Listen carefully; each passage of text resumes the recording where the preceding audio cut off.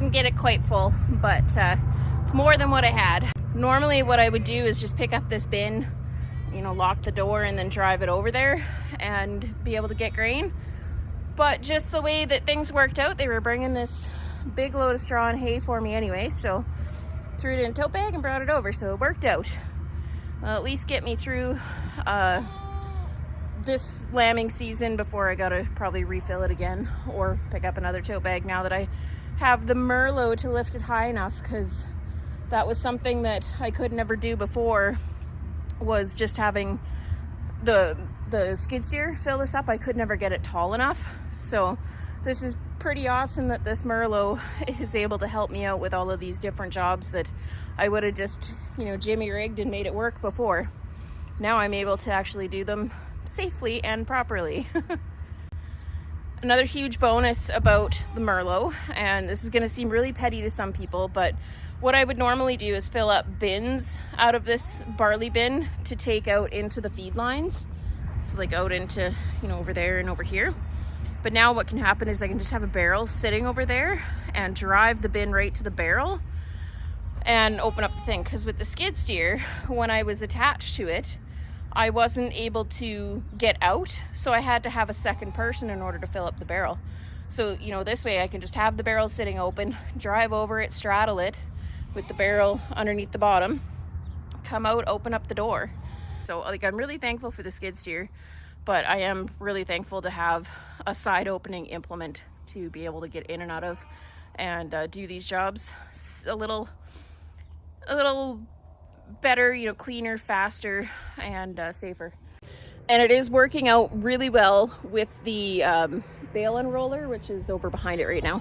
But it is working out really well with that. What I need to do is, because I didn't get that deflector with it, like I talked about in the last video or 2 videos ago, I'm going to actually offset it so that it is further to the left-hand side. And that should give me, you know, that little bit of extra reach that I need. But if not, I do have a deflector coming. I tried to jimmy rig, color engineer, whatever you want to call it. I tried to do that, and it ends up it's not working. So, and yeah, that'll make it much easier feeding with this. It does make all the difference in the world. You know, I can have the outside feeding done so fast and so efficiently and not have a whole lot of physical labor involved, so that I'm not wore out even more while I'm lambing and cleaning jugs and, you know, all of that. And then all the other stuff that's still going along with it. Like, I know everyone's going to say, oh no, tough work won't kill you. You know, it's a free gym workout. After you've been doing it for a number of years, and, you know, when I have 2 lactating groups here, you know, I'm going to be 1,200 pounds of feed every single day. So the more I can limit that and make it easier and not burn a bunch of diesel while I'm doing it, because this just, again, runs at an idle. It is definitely a huge thing for this farm. So I'm so glad about that.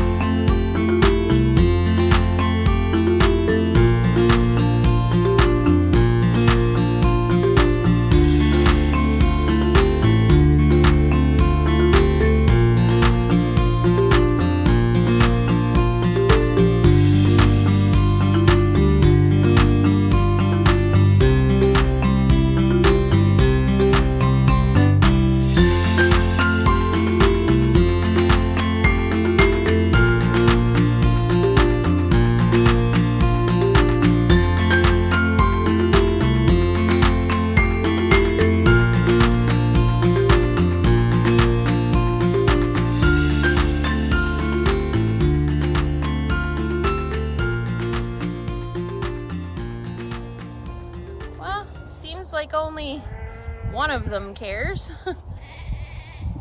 She's kind of slowing down now, but this little boy here is just like, oh, friends. And those 3 are sticking together. be in their own little troop for now. They'll eventually kind of mingle into all of them. It's just stressful.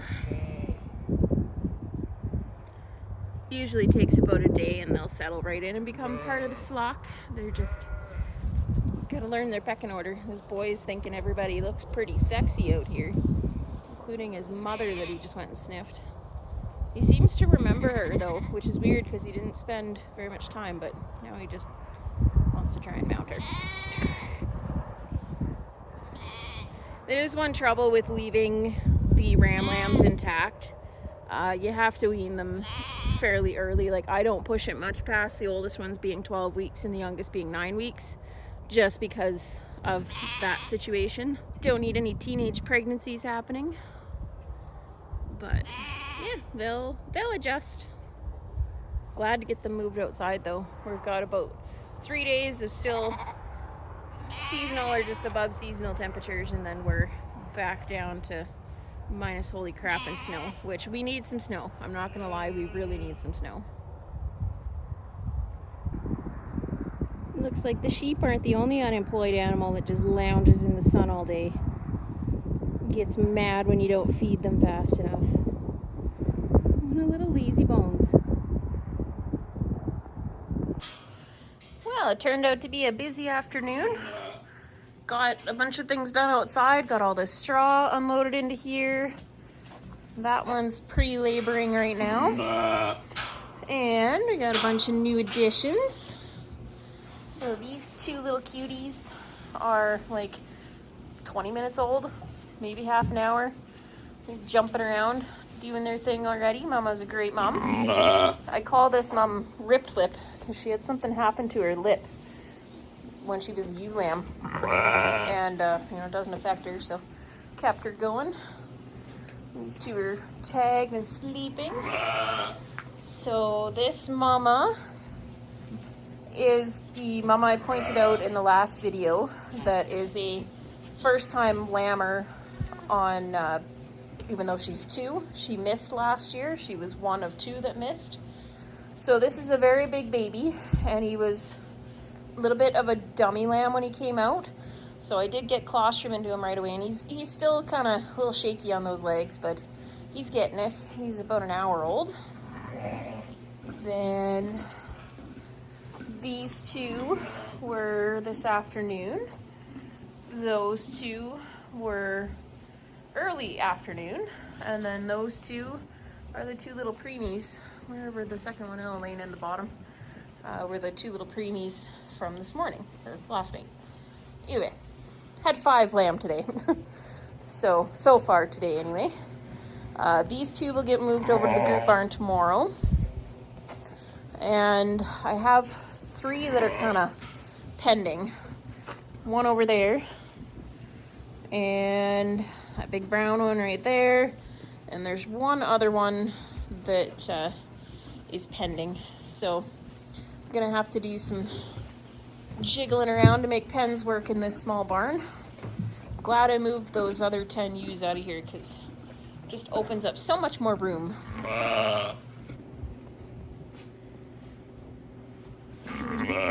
So cute when you're sleeping and then you wake up and cause havoc.